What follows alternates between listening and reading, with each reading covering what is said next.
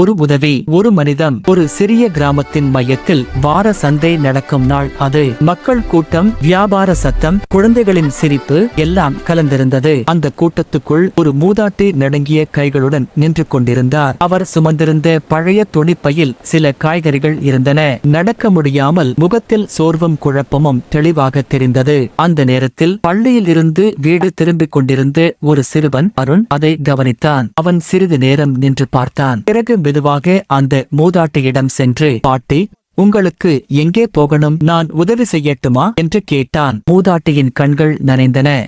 கோவில் தெரு பக்கம், கண்ணா, சுமை கொஞ்சம் கனமாயிருக்கு என்றார்.